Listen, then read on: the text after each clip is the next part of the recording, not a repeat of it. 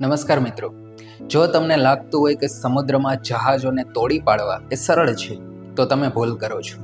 આજકાલ US navy પાસે એક એવી મિસાઇલ છે જે તમારા જહાજને 370 કિમી દૂરથી શોધી શકે છે, ભલે જીપીએસ બંધ હોય. આ છે LRASM એટલે કે long range anti ship missile, જે AI એટલે કે આર્ટિફિશિયલ ઇન્ટેલિજન્સથી સજ્જ છે. ચાલો જાણીએ તે કેવી રીતે કામ કરે છે. તો સૌ પ્રથમ LRASM, તેનું પૂરું નામ long range anti ship missile છે. તમે તેને લાંબા અંતરની જહાજ વિરોધી મિસાઇલ તરીકે ઓળખી શકો છો. તેનું ઉત્પાદન અમેરિકાની સૌથી મોટી સંરક્ષણ કંપની લોકહેડ માર્ટિન દ્વારા કરવામાં આવે છે. જ્યારે તમે તેને જુઓ છો ત્યારે તે બરાબર એક નાના ડ્રોન જેવી દેખાય છે. 4.26 મીટર લાંબી અને 1250 કિલો વજન, પરંતુ તેની અંદર 454 કિલો વિસ્ફોટકો છે, જે એક જ વારમાં મોટા યુદ્ધ જહાજને નષ્ટ કરી શકે છે.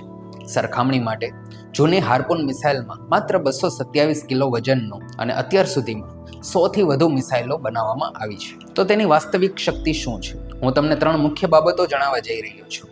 પહેલી તો એની રેન્જ. તેની સ્ટ્રાઇક રેન્જ 370 કિમી છે. આનો અર્થ એ છે કે અમેરિકન વિમાન દુશ્મનની મિસાઇલ રેન્જની બહાર રહીને પણ સુરક્ષિત રીતે હુમલો કરી શકે છે. દુશ્મન વળતો પ્રહાર કરે તે પહેલાં જ આ મિસાઇલ તેનું કામ પૂરું કરી દેશે. બીજું છે આર્ટિફિશિયલ ઇન્ટેલિજન્સ. આ મિસાઇલ એ માત્ર જીપીએસ પર નિર્ભર નથી.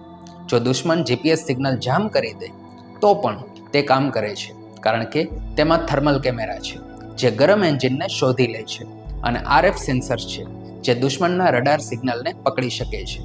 ત્રીજું છે ચોકસાઈ. તેનું CEP એટલે કે ચોકસાઈનું માપદંડ એ માત્ર 3 મીટર છે, એટલે કે તે હંમેશા લક્ષ્યના 3 મીટરના ઘેરાવમાં જ ત્રાટકે છે.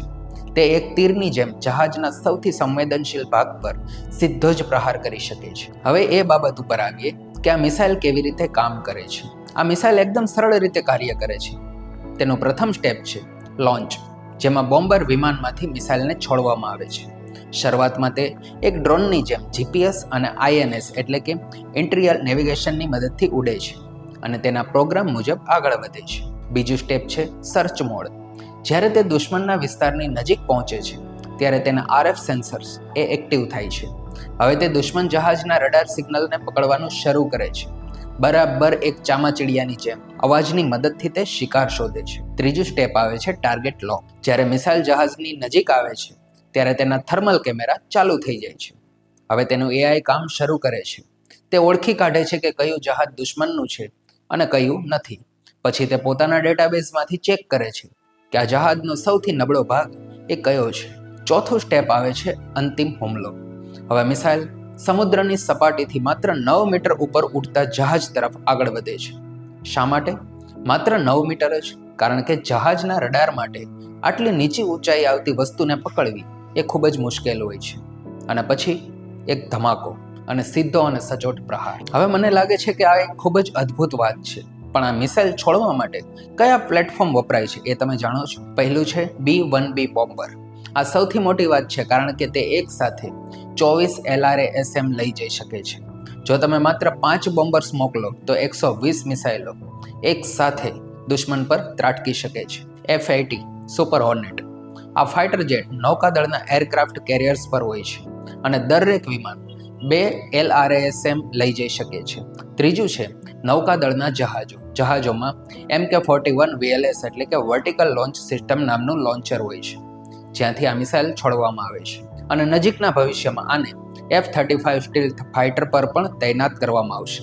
તાજેતરમાં જોઈએ તો F-35B એ આ મિસાઇલ સાથે પ્રથમ વખત ઉડાન ભરી હતી. હવે આ મિસાઇલ આટલી મહત્વની શા માટે છે?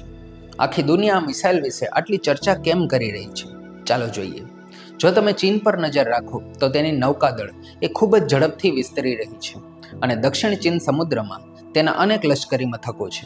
ચીન પાસે પોતાની શક્તિશાળી એન્ટી-શિપ મિસાઇલો પણ છે. પહેલા અમેરિકન જહાજોને ચીની મિસાઇલોના ડરથી તેનાથી દૂર રહેવું પડતું હતું, પરંતુ હવે LRASMના આવવાથી રમત બદલાઈ ગઈ છે.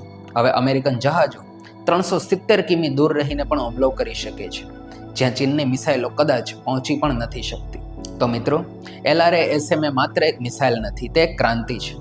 રેન્જ, સચોટતા, AI અને સ્વાયત્તતા આ બધું જ હવે એક જ હથિયારમાં છે. આ ટેકનોલોજી ભવિષ્યના દરિયાઈ યુદ્ધોની આખી રમત બદલી દેવાની છે. જો તમને આ વિડીયો ગમ્યો હોય તો લાઈક કરો, સબસ્ક્રાઇબ કરો અને બેલ આઇકન પર ક્લિક કરવાનું ના ભૂલતા. તમને શું લાગે છે?